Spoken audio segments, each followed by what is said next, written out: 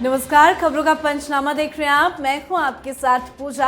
हम लेकर आए हैं देश और दुनिया की 5 बड़ी खबरें, जिसपे चर्चा के लिए मेरे साथ स्टूडियो में मौजूद है कैपिटल टीवी के editor in chief doctor Manish Kumar. Doctor साहब, बहुत बहुत स्वागत है आपका। धन्यवाद। सबसे पहले नजर हेडलाइंस पर। बंगाल में काउंटिंग से पहले टीएमसी को हाईकोर्ट ने दिया बड़ा झटका। कहा, वोटों की हेराफेरी असंभव। काउंटिंग को लेकर चुनाव आयोग काफी सख्त। पुलिस ने भी काउंटिंग से पहले कई जगहों पर लोगों के इकट्ठा होने पर रोक लगाई। बंगाल में स्ट्रांग रूम पर सियासत तेज। टीएमसी ने जारी किया सीसीटीवी वीडियो, तो वहीं स्ट्रांग रूम के बाहर धरने पर बैठी ममता बनर्जी। चुनाव आयोग ने टीएमसी के सारे आरोपों को किया खारिज।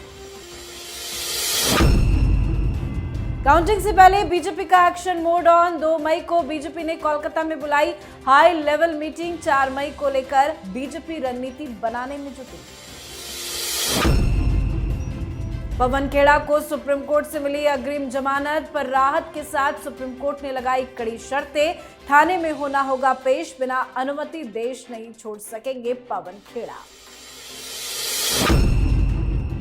विधानसभा में शराब पीकर पहुंचे सीएम भगवत मान। अकाली दल के दावे के बाद पंजाब में सियासी भूचाल। कांग्रेस ने किया सदन से बॉयकॉट।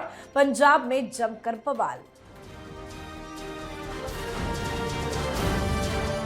खबरों की शुरुआत में सबसे पहले बात पश्चिम बंगाल की। पश्चिम बंगाल में विधानसभा चुनाव के लिए मतदान प्रक्रिया संपन्न हो चुकी है। एग्जिट पोल के नतीजे भी सामने आ चुके हैं और हर किसी को इंतजार नतीजों का है। नतीजे 4 मई को आएंगे। रिजल्ट को लेकर चुनाव आयोग की तैयारी जोर शोर से चल रही है। पश्चिम बंगाल में अक्सर चुनाव बाद हिंसा का इतिहास रहा है। उसे देखते हुए इस बार चुनाव आयोग ने सख्त तैयारी कर रखी है। मतगणना केंद्रों के आसपास सीएपीएफ और स्थानीय पुलिस की कड़ी सुरक्षा व्यवस्था रहेगी।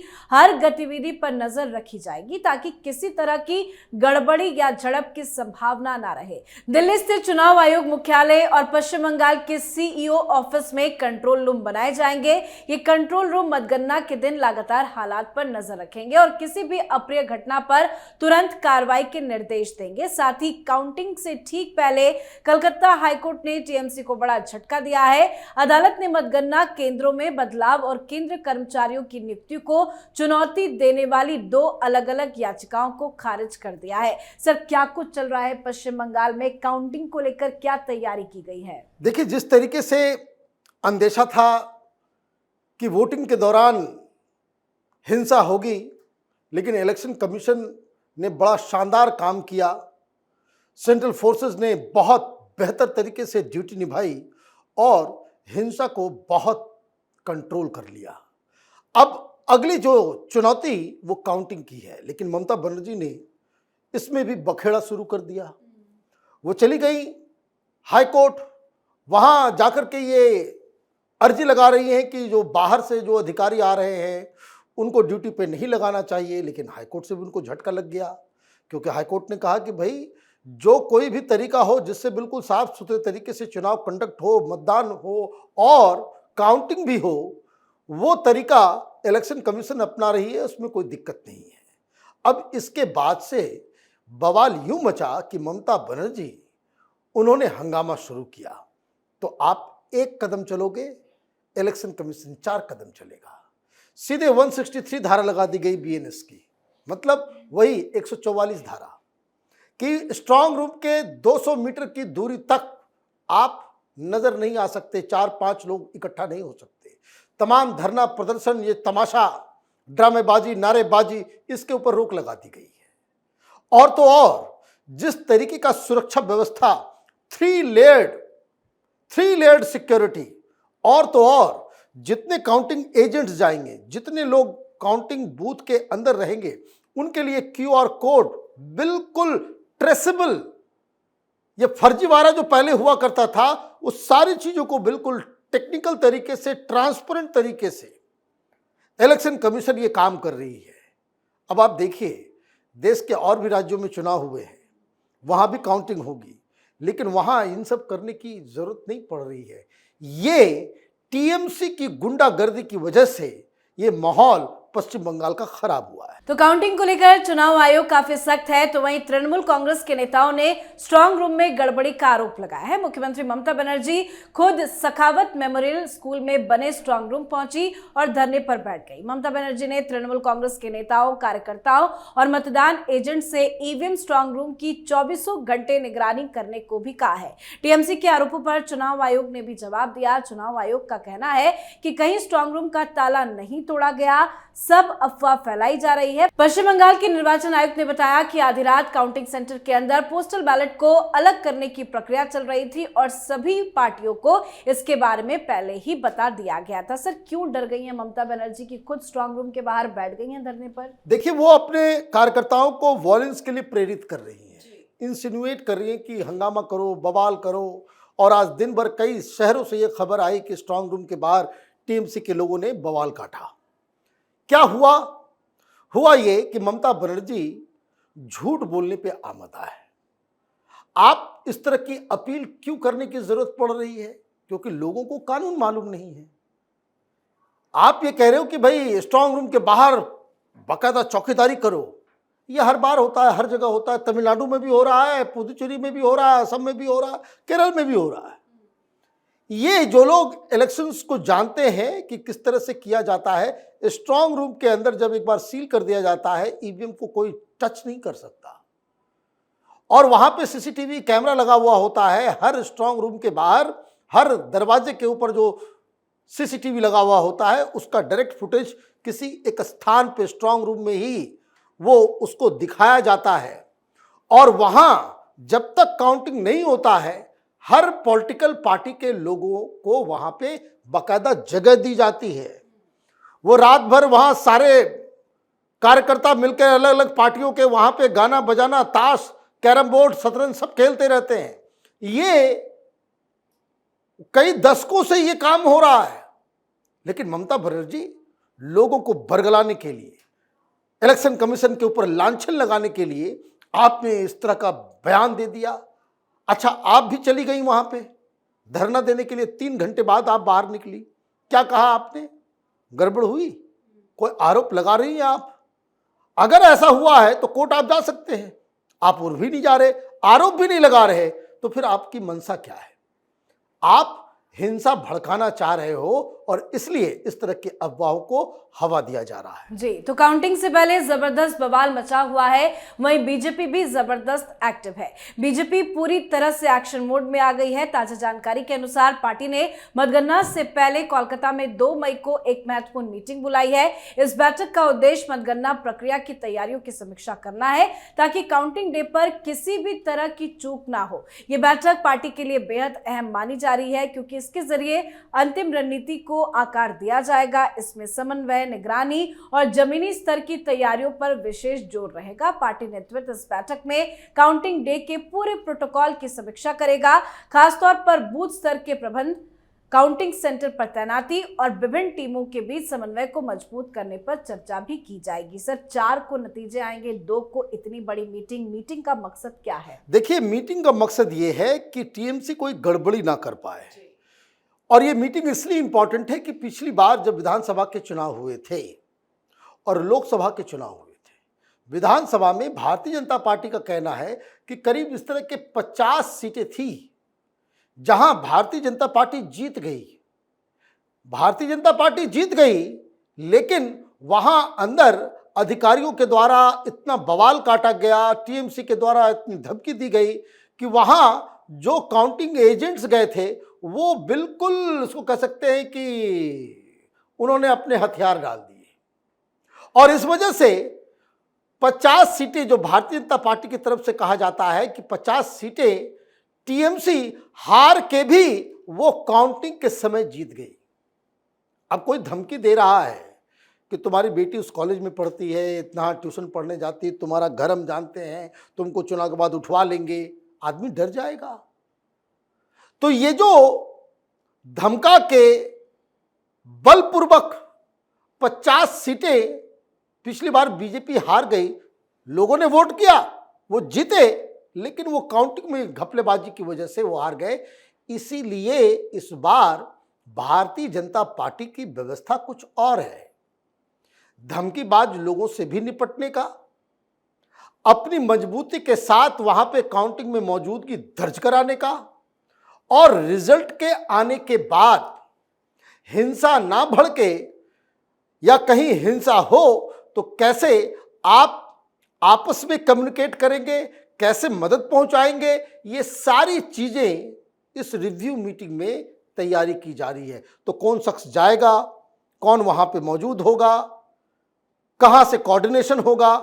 तो जिस तरीके से इलेक्शन कमीशन दो वॉर रूम बना रही है दिल्ली में और कोलकाता में, तो भारतीय जनता पार्टी का भी इस तरह से 7-8 वॉर रूम बन रहा है अलग अलग जगहों पे, ताकि काउंटिंग के दिन जिस तरीके से पिछली बार टीएमसी गुंडागर्दी करके निकल गई उसको कैसे रोका जाए। बिल्कुल। अब बात पवन खेड़ा की। असम के मुख्यमंत्री की पत्नी रेणुका भुइया पासपोर्ट विवाद मामले में सुप्रीम कोर्ट ने अपना फैसला सुना दिया है। पवन खेड़ा को सुप्रीम कोर्ट ने अग्रिम जमानत दे दी है। हालांकि सुप्रीम कोर्ट ने कुछ लक्ष्मण रेखा भी खींच दी है। सुप्रीम कोर्ट ने पवन खेड़ा को शर्तों के साथ अग्रिम जमानत दी है। सुप्रीम कोर्ट ने आदेश दिया है कि पवन खेड़ा को जांच में पूरा सहयोग करना होगा और जब भी पुलिस उन्हें बुलाएगी उन्हें संबंधित थाने में उपस्थित होना पड़ेगा। सुप्रीम कोर्ट ने यह भी निर्देश दिया कि पवन खेड़ा किसी भी तरह से सबूतों को प्रभावित या उनके साथ छेड़छाड़ नहीं करेंगे, साथ ही बिना अनुमति के वो देश से बाहर नहीं जा सकेंगे। सुप्रीम कोर्ट ने ट्रायल कोर्ट को यह अधिकार भी दिया है कि वो जरूरत पड़ने पर अतिरिक्त शर्तें लागू कर सकता है। सर, बड़ा रहम सुप्रीम कोर्ट ने पवन खेड़ा पर कर दिया है, लेकिन जो शर्तें लगाई गई है क्या इससे राहत मानी जाए या आफत? देखिए, बेल जनरली मिल जाता है, उसमें कोई बड़ी बात नहीं है। सवाल यह है कि आपने इस पूरे एपिसोड में कायरता का एक प्रमाण दे दिया। आपको भागना नहीं था भाई, आप पॉलिटिक्स कर रहे हो, ये चोर पुलिस खेल रहे हो। आप इस बात को समझिए कि his whole persona is exposed और भारतीय जनता पार्टी का काम भी हो गया। आप समझे नहीं क्या कहानी? ये भारतीय जनता पार्टी है, वो इस तरह के दलदल में आपको फंसा देगी कि आप देखिए, जब से पवन खेड़ा का प्रकरण हुआ है, कोई भी कांग्रेसी प्रवक्ता, कोई भी कांग्रेसी स्पोक्स पर्सन न सोशल मीडिया में न मीडिया में आकर के बदजुबानी करने की हिमाकत दिखाई। Did you get it? आपने वहां जाकर के आरोप लगाया, ऐसा आपको घेरा गया, ऐसे आप चोर पुलिस भागना शुरू कर चुके कि बाकी के जो प्रवक्ता हैं वो साइलेंट हो गए कि मामला तो गड़बड़ हो जाएगा। अब तो पुलिस वाले घर घुस रहे हैं, वहां पकड़े धकड़ हो रहा है, भागना पड़ रहा है। जब हमारे मीडिया इंचार्ज हैं, नेशनल पार्टी के नेशनल मीडिया इंचार्ज है पवन खेड़ा, जब पवन खेड़ा कैसी दुर्गति हो सकती है तो बाकी लोग चुप हो गए। राजनीति है, पवन खेड़ा को जेल में डालने से कोई बहुत बड़ा अवार्ड नहीं मिलेगा। अवार्ड किस चीज से मिलेगा? किस पूरे चुनाव के दौरान कोई भी कांग्रेसी लीडर जो है बकवास नहीं किया, तो your purpose is solve. Now come to this, इसके बाद भी गिरफ्तारी हो सकती है दूसरे केस में, और इसलिए जो बेल दिलवाए मनोज सिंघवी, उन्होंने फिर एक प्रेस कॉन्फ्रेंस भी किया और वो विनती कर रहे हैं हेमंत बिस्व शर्मा से कि जो बात हो गई, लीगल आधार ये वो सारी चीजें हैं और अब आराम से जो है इस केस को जो है आगे बढ़ाया जाए। गिरफ्तारी छोड़िए, ये कोऑपरेट करेंगे, ये थाने जाएंगे, वहाँ बातचीत होगी। लेकिन जहाँ तक मैं हेमंत बिस्व शर्मा को जानता हूँ, वो उन्होंने कहा है कि खेड़ा का पेड़ा बनाएंगे, तो आगे आगे देखिए कि क्या क्या खेल होता है इनके साथ। जी, अब बात आज की आखिरी खबर की।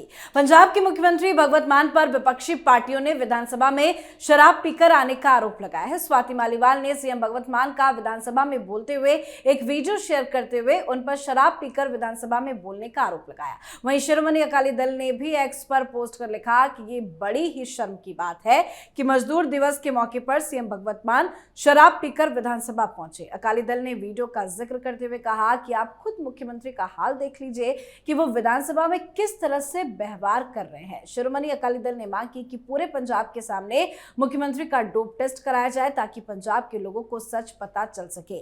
आज सदन में जमकर बवाल भी मचा, मान सरकार को बर्खास्त करने की मांग की गई है। सर, इस तरह के आरोप तो कई बार लग चुके हैं, लेकिन इस बार कहानी क्या है? कितनी शर्मनाक बात है। ये आम आदमी पार्टी, ये केजरीवाल आया था राजनीति को सुधारने के लिए, और इस तरह के आरोप लग रहे हैं। जिस तरह का वीडियो आ रहा है उससे आम लोग तो यही कह रहे हैं कि शराब पी करके ही पहुंचा है। अब विपक्ष ने कहा कि भाई डोप टेस्ट करवा लो, अल्कोहल का सेवन आपने किया या नहीं किया वो मालूम चल जाता। और अगर मुख्यमंत्री ये कह देते कि अभी तुरंत लेकर के आओ, अभी तुरंत दूध का दूध पानी का पानी कर देते हैं, हमने शराब नहीं पी रखी है, तो विपक्ष चेहरा दिखाने लायक नहीं बचता। लेकिन आपने क्या किया, जिस तरह की भाषा, जिस तरह का भाषण आप दे रहे हो वो तो बड़ा ही शर्मनाक है। और ये भगवंत मान कोई पहली बार नहीं कर रहे हैं। जब वो लोकसभा में सांसद थे, उनके आसपास की सीटें जिसको मिली हुई थी वो भी सत्ता पक्ष नहीं, विपक्ष के लोग, उन लोगों ने बकायदा स्पीकर को चिट्ठी लिख करके बताया था कि इसका मुंह महकता रहता है, ये रोज दारू पी करके आ जाता है, हमारी सीट को बदल दो। अब उसको केजरीवाल ने मुख्यमंत्री बना दिया, मुख्यमंत्री बना दिया। ऐसे ही जर्मनी वो गए हुए थे विदेश, इतना ज्यादा वो शराब पी रखी थी उन्होंने कि एयरलाइंस वालों ने उनको उतार दिया। ये कहानी है जिसकी याद जो है स्वाति मालीवाल जो है टूट करके लोगों को याद दिला रही है। तो ये तो बड़ा शर्मनाक है। अब किस तरीके से आप अब वो गम में पी करके आ गए वहां पे कि हमारी सरकार जाने वाली है या पार्टी टूट रही है, उसके गम में पी रहे हैं, तो वो किस वजह से वो ये काम कर रहे हैं उनको तो बताना पड़ेगा। लेकिन अगला चुनाव पंजाब में ही है और उससे पहले मुख्यमंत्री के ऊपर इस तरह के आरोप लगते हैं और इस आरोप के ऊपर जिस तरह का रिएक्शन आता है, ये आम आदमी पार्टी के लिए, भगवंत मान सरकार के लिए अच्छी खबर नहीं है। जी, बहुत बहुत धन्यवाद सर समझाने के लिए। धन्यवाद। तो खबरों का पंचनामा में आज के लिए फिलहाल इतना ही। देश विदेश की बाकी खबरों और उनके सटीक एनालिसिस के लिए देखते रहिए कैपिटल टीवी। हमें लाइक कीजिए, शेयर कीजिए और कैपिटल टीवी को सब्सक्राइब कीजिए। नमस्कार।